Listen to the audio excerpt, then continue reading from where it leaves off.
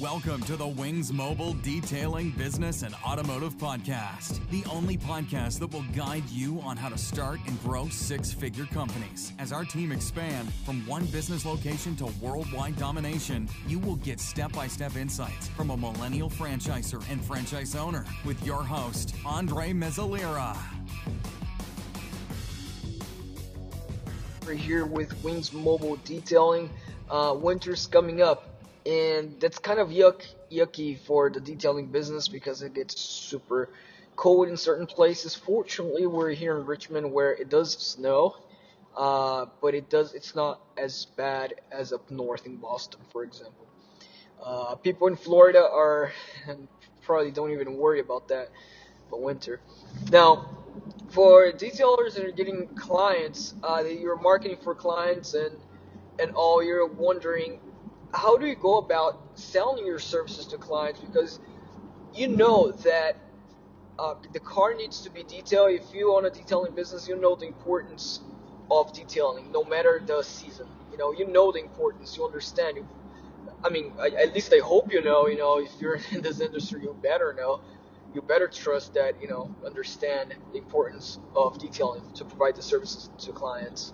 Now, it is tough because the products can freeze up during the winter, and also sometimes you may get complications in the winter to acquiring clients, not because there are no demand, but because you have trouble keeping your team together, keeping your detailing supplies warm up, not frozen.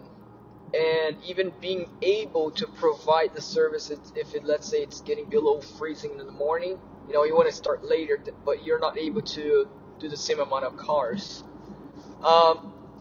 So knowing some tricks here and there that can help you to perhaps not having to delay 2 or 3 hours in the morning before going to your first client.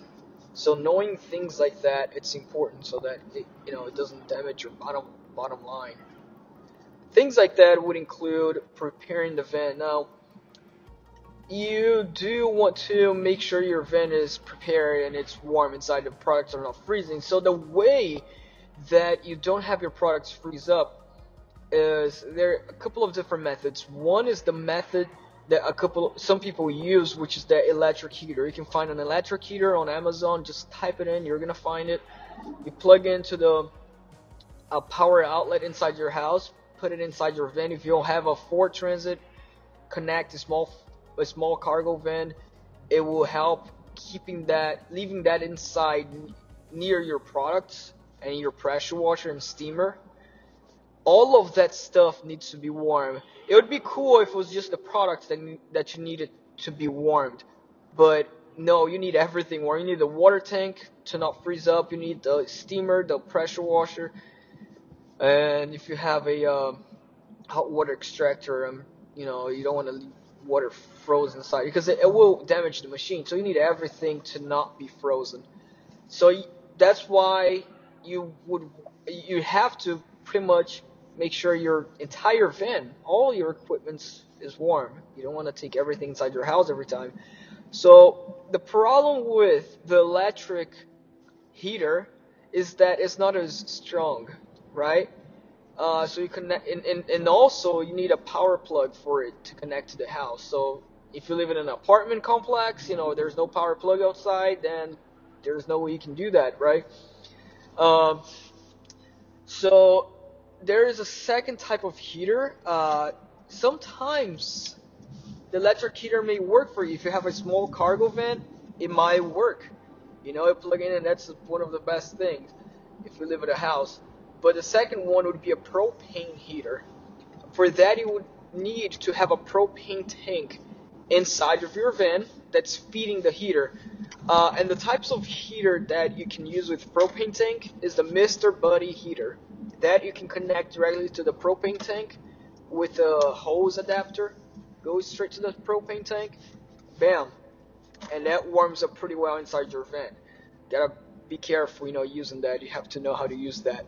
But that's a way to keep all your products, all your equipments from freezing during the night, while it's super cold if it's below. And usually if it's below 28, 27, 28 Fahrenheit, that's when you need it. If it's 32, which is still 0 freezing point, but it might not, it might still be okay. But if it's below 32, that's when it really starts freezing your stuff up. With that being said, the Mr. Buddy heater connected to the propane tank works great. And what I do is that is not usually enough for your whole water tank. You know, even with that, and you don't want your water tank freezing, because then you're not going to be able to do the detail when the temperature outside is, you know, not below freezing. But then your water tank, your entire tank is froze up. You don't want that. So what I do for the water tank to not depend on the heater, I actually wrap the entire water tank in fiberglass. Same thing, insulation film, insulating fiberglass that you use for the house sidings. So they have those that you can wrap with fiberglass. Now the only thing is that the fiberglass is in one side and it's paper protection on the other side. So it's like an actual fiberglass wrap, because you don't want exposed fiberglass material when you're wrapping up your water tank, because it can be flammable. If you have a generator inside of there, if you have gasoline, you don't want your vent to be super flammable. So a fiberglass cover would be great to cover not only your water tank, but your pump. You know, if you have an external pump that draws water from the water tank, that pump cannot freeze because you're going to damage the pump, right? So cover all of that with fiberglass. The pump, why do I not tell you to cover the equipments with fiberglass? Because then you use the equipment every time. You're going to have to be removing the fiberglass on and off every time, so that can get a little bit annoying. But the tanker don't have to remove, so you can leave the fiberglass. Even during the summer, you leave the fiberglass wrapped around the pump and the tank, and you're good with that. You don't worry. And now all you worry about are your products and your other equipments that you have. For the equipments, you know, you can warm up the entire van both ways, with a propane tank heater and an electrical heater. That's how you get that solved, your problem solved during the winter. And as far as providing detailing services, you know, if it's below freezing, there's no way you can wash the car with water outside. It's gonna freeze. It's gonna freeze on the car as soon as you spray it down with water. It's going to freeze. So a method would be waterless detail wash on the winter. And for the interior of the car, while you're doing the detail, doing shampoo on the client's car, leave their heater on. The car on with the heater on, because there's no other way, unless you bring a heater yourself and place it inside, or better ways, just to turn the client's car on, turn the heater on. You know, it's probably not going to take you too long, so it's probably not going to be much of an issue for the car.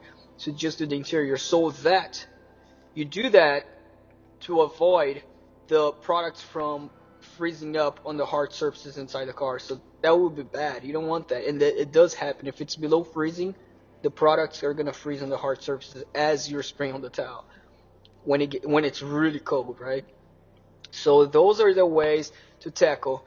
Now, guys, I do recommend, if you're preparing your van, you can really watch a video that I have on how I prepare my van with wrapping the water tank and stuff like that on my YouTube channel, on the Wings Mobile Detailing YouTube channel. So see winter van preparation, you're going to find a video there. I recommend jumping into YouTube right now, detailers, and checking that out. Hope this podcast helped, and y'all have a great one.